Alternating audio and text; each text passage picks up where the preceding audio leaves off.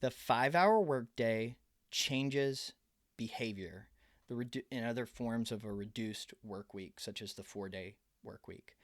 And just to be clear, when I talk about the 5 hour workday or the 4 day work week, I'm talking about the same pay for the same amount of productivity just in a shorter amount of time.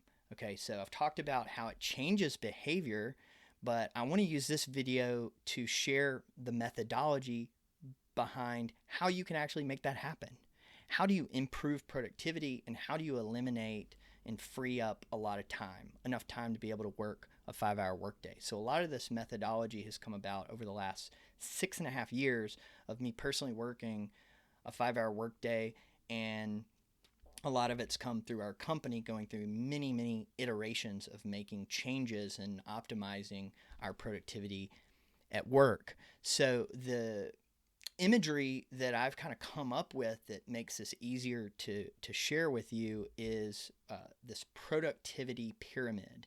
And it's going to have 3 phases.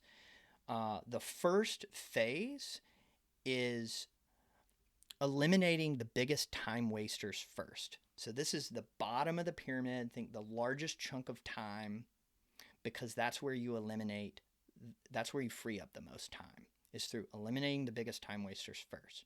The second phase is eliminating distractions and multitasking. This is really important. Phase 3 is the more advanced, kind of the tip of the pyramid, where you're optimizing time blocks, meetings, and installing bookends on the day. So I want to start by talking about phase 1 of this productivity pyramid, starting with the largest amount of time that you can immediately free up. And paradoxically, it's the easiest to install. So, what are the biggest time wasters? It's going to change for every person, and every company is different. For us, we found that meetings was one area where we could immediately free up a lot of time. There were a lot of meetings that we didn't even need to have. And why is every meeting an hour? We found that we can do the same now in a 15-minute meeting, and it's more engaging. People are more focused and have better attention in 15 minutes.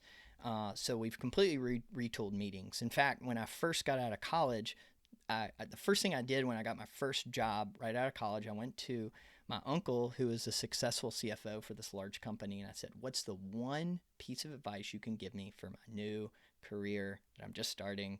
And he said, "Avoid meetings at all cost." And so he was true to some degree. So think about how much time you're actually spending in meetings. And then the next big time waster for us is we eliminated these really long coffee breaks. So intentional breaks that are scheduled throughout the day are a good thing. But we were coming in at like 10, 15 minutes of sitting at our desk, checking email, and then people would just walk across the street to Starbucks. In the morning, the best time when you have the best focus, most people have the most well-rested mind. That's like prime productivity time. People were walking across the street. It's a super long line in the morning, and that was taking a 30 to 45-minute dig out of our morning. And then a few hours later, people were starting to talk about where they're going to go for lunch. And then you've got an hour-long lunch break. And if we're being real honest, sometimes that was longer because people were also talking about where they went to lunch and talking about unrelated things that are unrelated to work. You could have as much as another hour. People are tired, not very productive after work. So an hour to 2 hours freed up there. So those were the big ones for us. It's going to be, like I said, it's going to be different for everyone. But eliminating long coffee breaks in the morning, eliminating long lunch breaks, and eliminating as many meetings as possible, especially ones that weren't super relevant, gave us the greatest gains in just large chunks of time. I want to now move into phase 2 and talk about eliminating distractions and multitasking. So when people think about distractions, this is probably the first thing that they think about, their smartphone, for good reason. These are designed to be addictive. And studies have shown that we spend a lot more time on these than we think that we do. The average American touches their phone over 2,200 times a day. How can you be productive if you're splitting your attention that often with your mobile phone? There's even a study that I find even more interesting where if your phone is completely turned off, but it's within sight, you can see it, completely turned off, it's still subconsciously splitting your attention. So out of sight, out of mind, we found that especially during time blocks where you're working on your most impactful work for the day, make sure that that mobile phone is not visible. And then we found even a bigger distraction was got a minute meetings. You know, where someone comes up and says, "Hey, Alex, you got a minute?" It's never a minute. This was a huge problem because let's say I'm in flow. I've been working on my most important thing for the day for an hour, and I'm in an hour and a half, 2 hour time block, and I'm just firing, doing just extremely productive, and somebody interrupts me. Says, "Hey, you got a minute?" Okay, even if I can answer them in a minute, I have to go back and figure out where I was, and if I was truly in flow, I've pretty much lost that momentum, and it's like death by 1,000 paper cuts. Like if everyone's walking around the office interrupting people, and that's part of the culture, it's really hard to be highly productive. So we had to basically declare war on got a minute meetings and put together some really good protocols, and it's going to be different for every company, but there's definitely at least certain times of the day where people need to not be distracted by other people. And then as far as this topic of distractions, I could go on for quite some time. I mean, everybody has different things that distract them that are on their screens.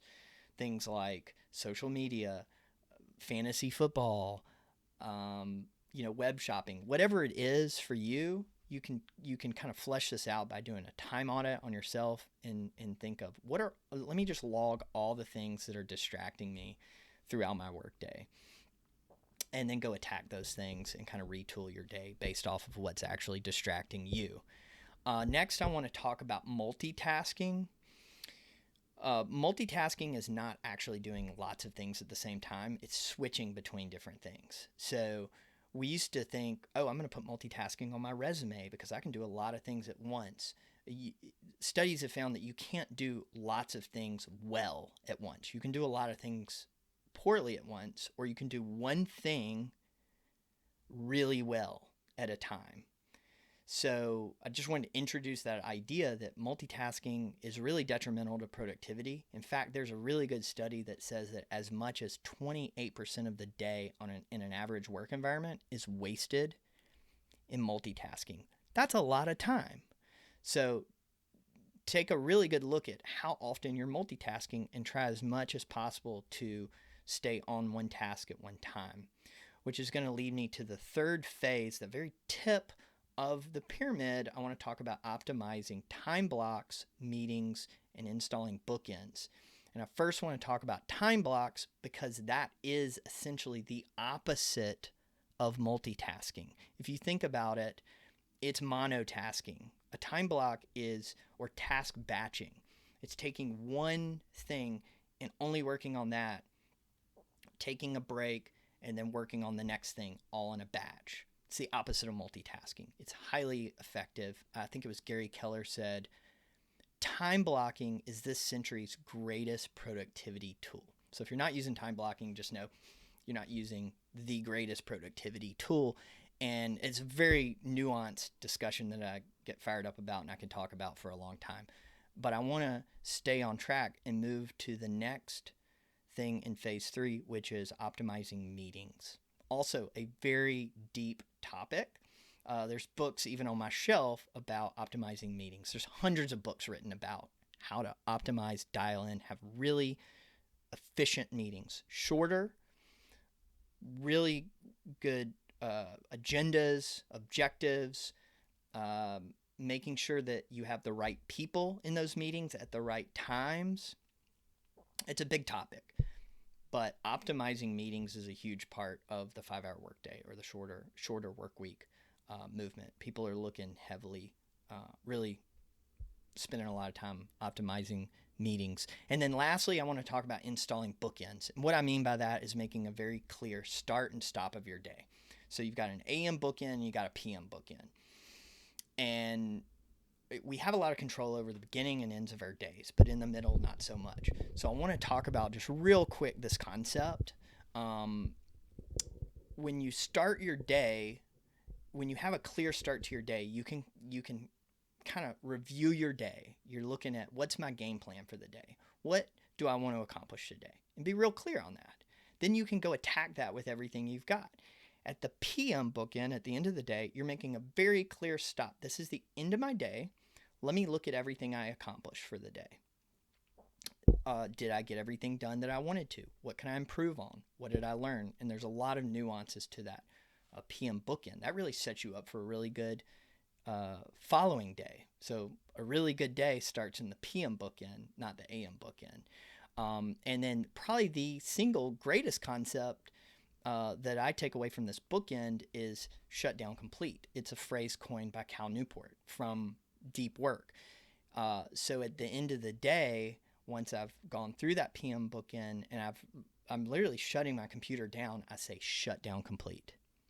And that's the point of demarcation, moving from my work is done, I am now 100% personal life, family, whatever it is. I can go from work to personal life, and it's easier said than done. I've gone through many iterations of that and installed habits around that, but that's a really, really impactful idea that I wanted to share with you.